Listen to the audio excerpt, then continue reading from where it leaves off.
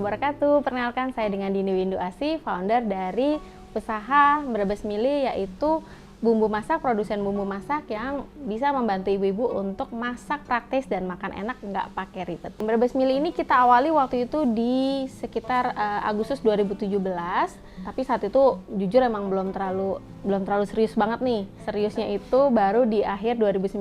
Kenapa? Karena waktu itu sambil-sambilan nih, karena suami saya juga punya usaha lain, dan baru akhirnya kita memutuskan udah kita fokus aja yuk di sini bersama. Jadi dari akhir 2019 alhamdulillah berkembang sampai saat ini. Jadi dulu kita sama-sama pekerja. Saya sih udah agak lama nih ya, saya sudah resign sejak 2011 karena fokus waktu itu mau punya baby, dan juga suami saya juga bilang kayaknya nggak matching nih waktunya, karena saya lumayan sibuk kalau waktu pas jadi karyawan, sering tugas ke luar. Oke, terus udah gitu saat itu punya bayi, saya alhamdulillah juga full ASI. Lalu saat itu udah mulai nih ngerasa kayaknya namanya biasa kerja ya, kayak pengen sesuatu yang dikerjain nih, kayaknya sesuatu yang harus dikerjakan yang bisa bermanfaat tidak hanya buat saya dan keluarga tapi juga buat orang banyak. Alhamdulillah sempat sih nggak langsung ke Brebes Mili, tapi sempat waktu itu saya buka usaha ayam goreng Korea, terus toko-toko ini ya, produk-produk organik, karena kan juga biar dikonsumsi juga sama saya dan keluarga. Lalu juga kue cubit waktu itu yang lagi viral, cuman balik-balik lagi memang nggak serius. Saya nggak serius, sayanya cepet ketika itu harus pergi ya, pas pergi terus itu karyawan, Bu mau ini nih, mau setoran, mau laporan. Waduh, kok saat itu kayak ngerasanya aduh kayak gini ya kalau jadi pedagang ya. Mesti tiap hari harus ada di rumah, pokoknya harus bener-bener bisa fokus deh saat itu. Kira kata suami, terus gimana? Gak mau gitu kan? Atau kamunya nggak nyaman? Ya kayaknya kayaknya belum pengen banget deh gitu. Ya udah, nggak usah diteruskan. Akhirnya sampai waktu itu akhir 2017 pengen lagi nih. Kebetulan saya memang keturunan orang Brebes, ibu saya orang Brebes, kalau bapak saya Purworejo, jadi kakek nenek, dan saya udah familiar banget nih, udah bolak-balik nih sering ke Brebes, familiar sama bawang merah dari Brebes. Karena kok tiba-tiba saya mikir wah kayaknya pengen nih bikin usaha bawang goreng, karena sebagai ibu rumah tangga perlu juga dong kita bisa menyajikan masakan yang enak dan lezat. Salah satunya adalah ketika masakan sudah matang ditaburin bawang goreng, rasanya tambah maknyus lah.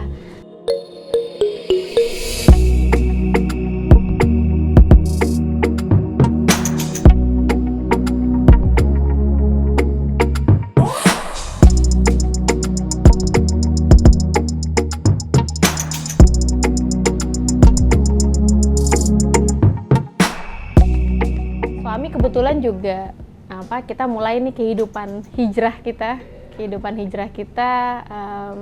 kita lebih banyak ikut kajian, dan akhirnya suami saat itu masih bekerja di F&B.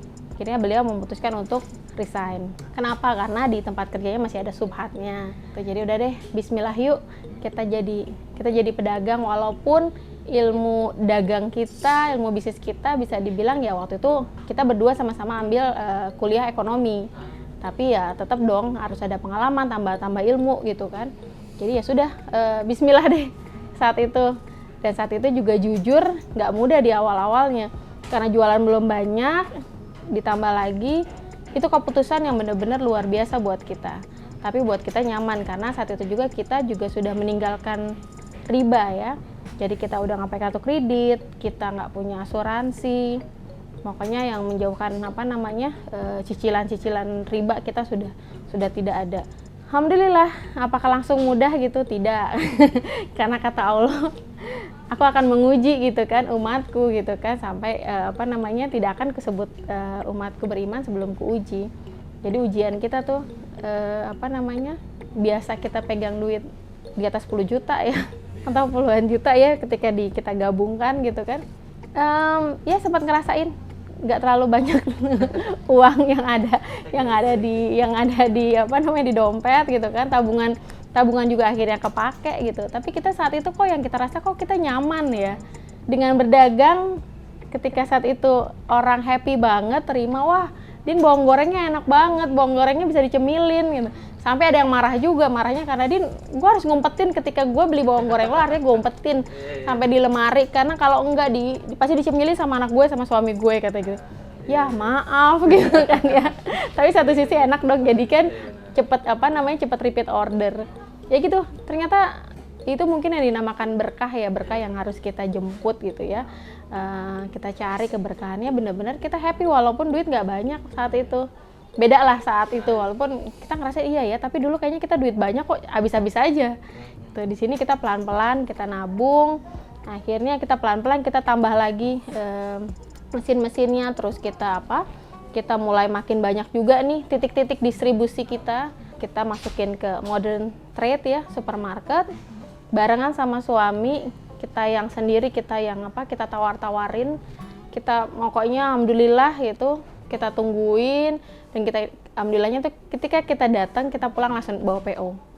Jadi dapat PO, alhamdulillah banget gitu kan. Walaupun setelah itu kita harus mikir lagi nih, bener-bener yang namanya kita harus bener-bener yang namanya tight banget sama uang. Karena ketika dapat PO dari supermarket, kita harus siapin bahan bakunya, kita kirim, kita menunggu lagi repeat order, tapi kan dibayarnya 30 hari kemudian gitu. Walaupun sih alhamdulillah itu karena kan kita sistemnya sistem putus, bukan sistem konsinyasi. Tapi kita harus pinter-pinter nih cash flow kita gitu. Jadi alhamdulillah karena kita juga tidak ada cicilan-cicilan gitu ya, kita pelan-pelan aja. Jadi gaya hidup kita pun mengikuti gaya hidupnya, makanya udah nggak yang banyak traveling sana sini, nggak perlu belanja yang barang-barang branded yang nggak kita butuhkan gitu ya. Jadi semuanya langsung balik untuk modal, buat modal muter. Ya hemat-hemat dulu lah saat itu.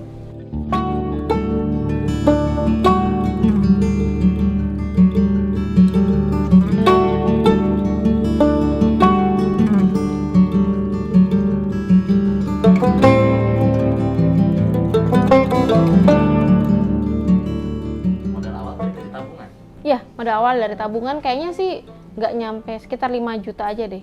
Di awal tuh ya. Karena kita beli yang buat goreng, buat penggorengan, terus mesin spinner. Waktu itu mesin spinner yang paling penting. Gitu. Jadi dulu sempat yang namanya ngiris bawang tuh masih yang suami saya sempat ngerasain tuh, ininya langsung gede ya. 10 kilo gitu kan ya, 10 kilo itu bisa setengah jam, 20 kilo itu bisa 1 jam.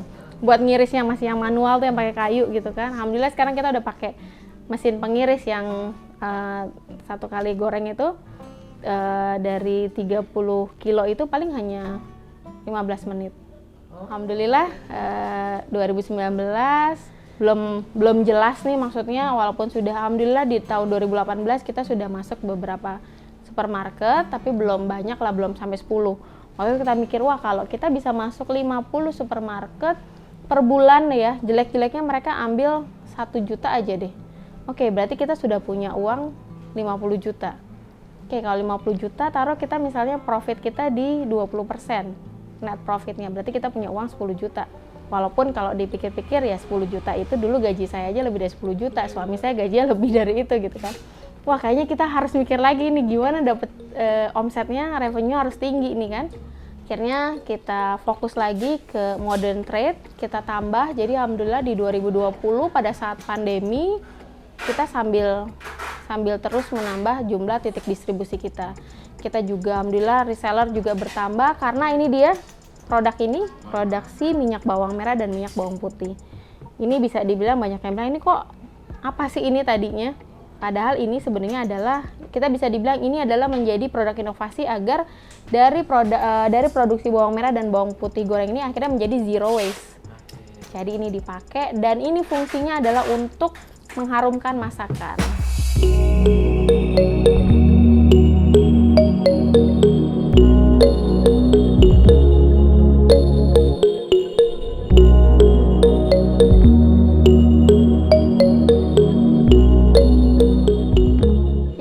Waktu awal itu suami saya sih alhamdulillah orangnya suportif aja gitu ya.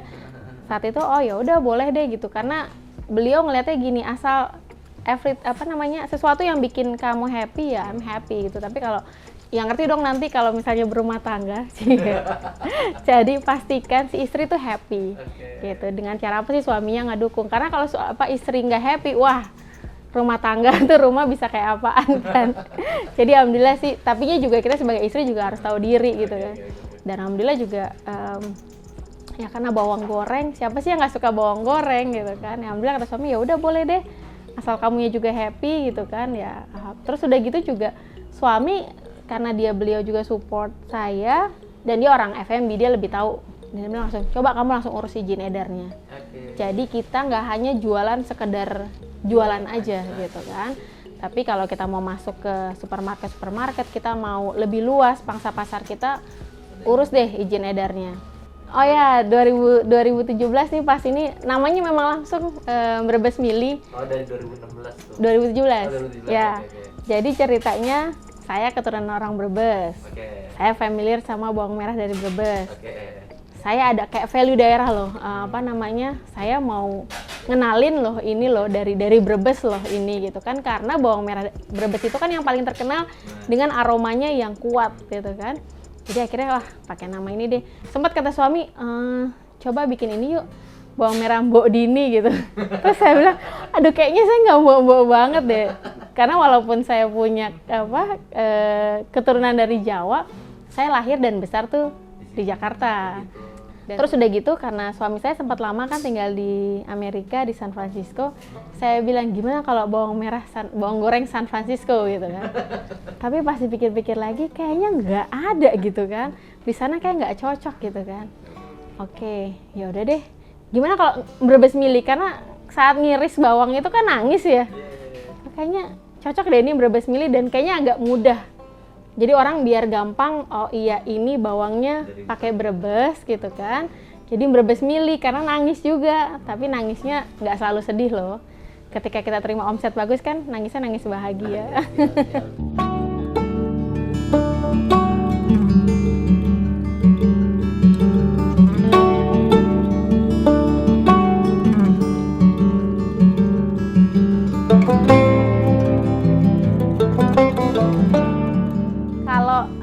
Tantangan buat kita saat itu sebenarnya sih lebih ke bahan bakunya ya, karena kan ini tumbuhan ya, jadi kan nggak selalu sama nih hasil panennya, terutama pada saat musim-musim hujan, dimana kalau bawang merah Brebes itu ditanamnya kan di daratan ya, jadi lebih berat nih, lebih kandungan airnya lebih banyak. Nah itu mesti tricky tuh gorengnya.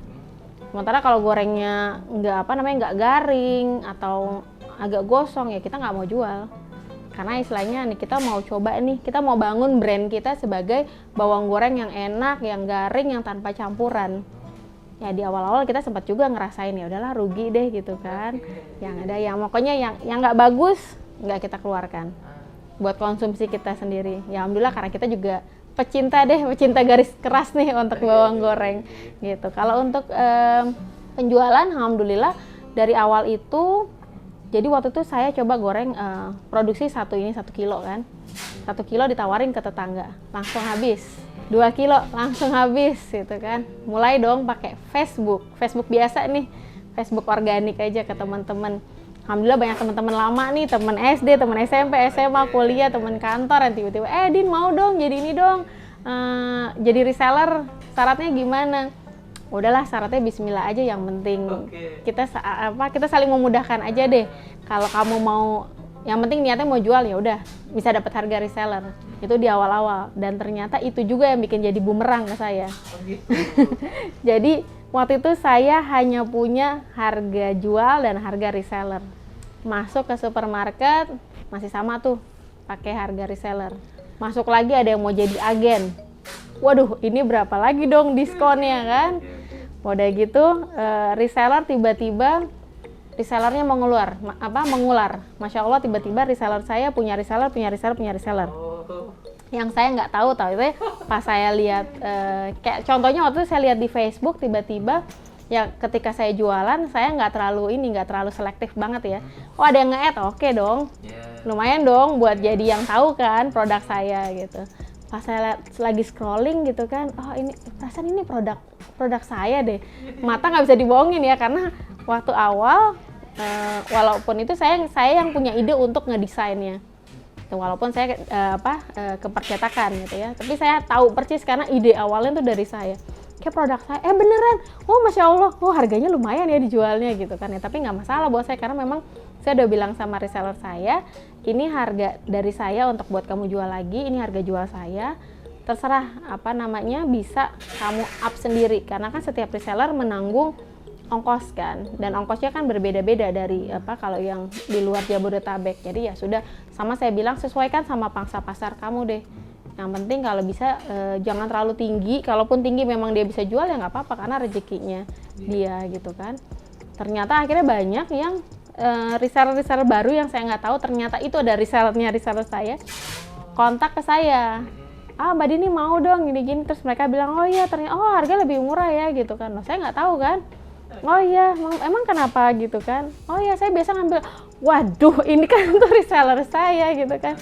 Itu saya lumayan pusing juga tuh saat itu. Gimana ini saya ngerombak ininya kan harganya, dan gimana caranya ngelindungin reseller saya yang sudah lebih awal. Ada akhirnya berjalan dengan waktu, akhirnya saya mulai bikin tuh skema untuk reseller. Ada minimum pembelian. Kenapa? Karena biar melindungi dulu nih yang di awal, terutama kalau misalnya ada yang daerah ini, sebisa mungkin ya sudah, mohon maaf saya jadi nggak bisa terima untuk reseller lagi, karena reseller ini takutnya nggak bisa berkembang. Tuh, jadi ya udah deh. Nah dari situ juga mikir lagi nih, waduh kasihan juga gimana ya, karena belum siap saat itu kan. Ditambah lagi ada beberapa supermarket yang dia minta diskon yang luar biasa gitu kan. Loh ini gimana kalau dia diskon luar biasa, ya habis dong profit saya kan. Wah itu ternyata PR, makin kesini PR-nya makin banyak. Ayo dibikin lagi restrukturisasi harga. Nah, akhirnya ya alhamdulillah kita belajar, dan memang saya sama suami juga mikir kita belum apa-apa deh. Gitu. Kita mesti banyak belajar. Jadi ya udah sambil berjalan sambil kita benahin.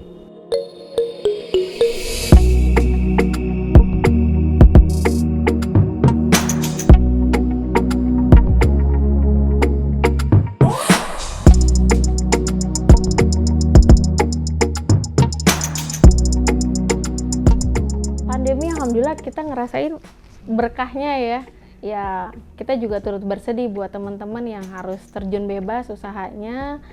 Kita alhamdulillah Allah kasih kemudahan dengan kita melejit ya untuk revenue kita. Jadi Allah mudahkan kita masuk ke beberapa supermarket baru. Itu malah di waktu pandemi tuh. Waktu pandemi. Jadi alhamdulillah waktu itu malah ya alhamdulillah sih Allah jaga kita dari COVID, padahal saat itu saya sama suami tuh keliling terus pas masa pandemi juga.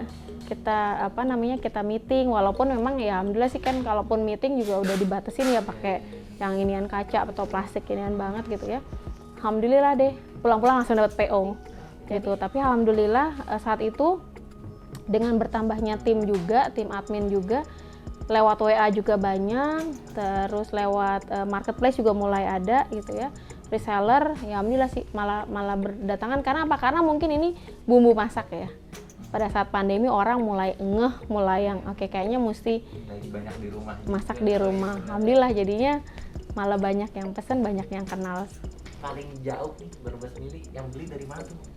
Yang jauh, saya nggak terlalu hafal ini ya geografi ya, tapi ini alhamdulillah ya kayak masuk di supermarket itu GLL tuh udah sampai Timika sama Jayapura. Terus pernah ke apa tuh yang jauh tuh, Ambon juga jauh ya. Jauh ya. Ambon juga gitu ya. Terus Manado, Bali juga gitu ya. Kalimantan juga. Yang paling jauh banget tahun 2020 itu sampai ke New Zealand. Jadi kita alhamdulillah kita diajakin untuk ekspor barengan sampai ke New Zealand.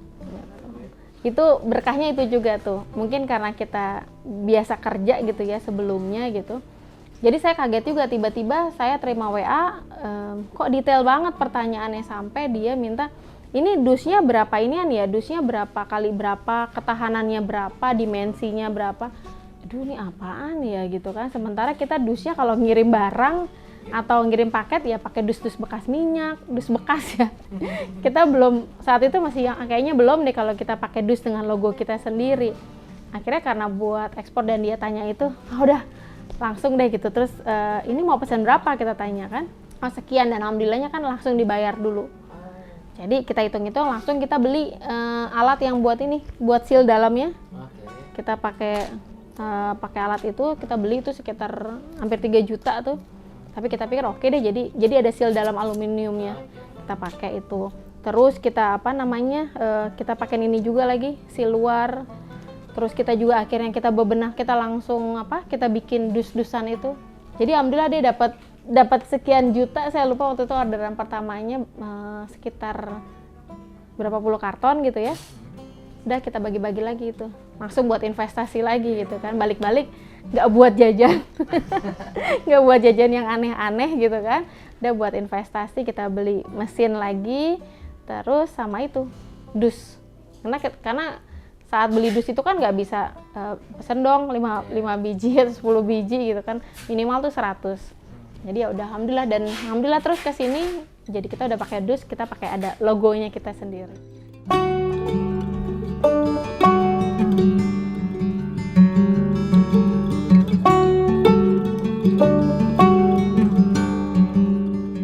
Hambatan sih sebenarnya sih banyak ya, hambatan banyak tadi.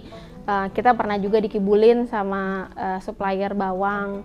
Kita udah kirim duitnya nggak dikirim. Itu saat waktu itu kita ganti nih supplier, kita pengen coba yang yang agak besaran. Ternyata nggak dikirim. Terus kedua ya tadi nih bawang merah pun kita sempat dibohongin ya istilahnya, dari karungnya, lihat dari tampak luar, depan, belakang, samping, kanan, kiri semuanya bagus, ketika dibuka ada yang busuk. Terus juga dari tantangannya pasti balik lagi SDM gitu kan. Semuanya sih selalu ada hambatannya. Terus ketika kita yang nyari di awal-awal, kita juga kan yang nyari supplier nih, kita datang ke pasar-pasar.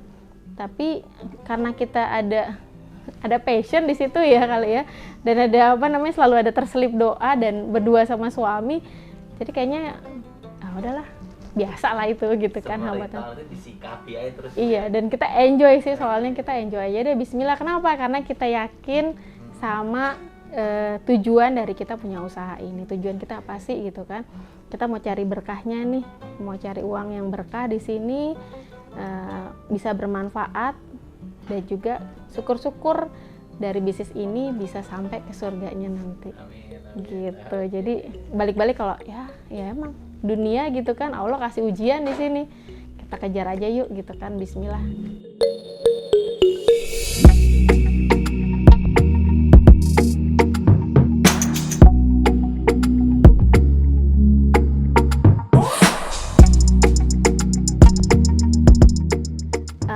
Ada dua sih ya mungkin ya. Satu gini, kita ketika kita mau berbisnis itu sekedar menyalurkan hobi kita, tapi kita nggak perlu ya cuan, ya udahlah sedapat-dapatnya aja. Atau memang kita berbisnis untuk salah satu itu menjadi penopang hidup kita. Di balik itu adalah cuan ya kan, gitu. Kalau kita mau benar-benar berbisnis dalam arti kata kita mau cari cuan, kita mau terus berkembang bisnisnya, kita mesti cari sesuatu yang emang itu disuka masyarakat, tidak hanya disuka sih, tapi itu menjadi suatu masalah gitu.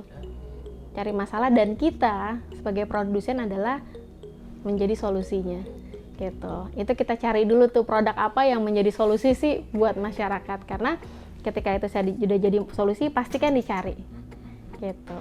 Itu sih yang paling utama, karena kalau cuma sekedar ya saya sukanya begini gitu kan, saya suka ini atau produk, dan kita cari tahu dulu nih produk kita value-nya apa sih sebenarnya. Kita harus tahu value produk kita apa. Sudah tahu value-nya, apa sih yang menjadi pembeda dari kompetitor. Kalau bisa dibilang ini pasti tantangan ya, coba bikin produk yang nggak gampang ditiru sama orang. Itu susah dong gitu ya, tapi pasti ada banyak yang bisa melakukan itu gitu. Tapi kalau misalnya kita sudah kita bikin juga deh yang memang banyak dibutuhkan sama orang, tapi itu bukan suatu hal yang baru gitu kan, tapi kita punya value sendiri dari produk kita sendiri. Jadi itu yang membedakan produk kita dengan produk yang lain. Insya Allah bisa diterima dengan masyarakat, dan terus terus belajar. Karena berjualan gimana sih marketingnya yang tepat, customer kita yang mana nih sebenarnya, konsumen kita ada di mana nih, itu yang dikejar. Insya Allah deh nggak ada yang nanti akan bilang ya produk saya nggak laku nih. Bukan nggak laku kali ya, tapi belum menemukan si konsumen yang tepat. Dan nggak bisa bilang hanya Padahal kan produk saya enak. Enaknya kata siapa nih gitu. Karena kalau misalnya produk enak itu memang mesti wajib kudu kalau dalam dunia kuliner. Karena kalau nggak enak ya siapa yang mau beli gitu kan. Tinggal enak, terus apa lagi nih? Gitu. Semangat deh gitu kan, belajar terus, dikulik-kulik terus gitu kan. Dan pastikan kita benar-benar tahu bisnis kita.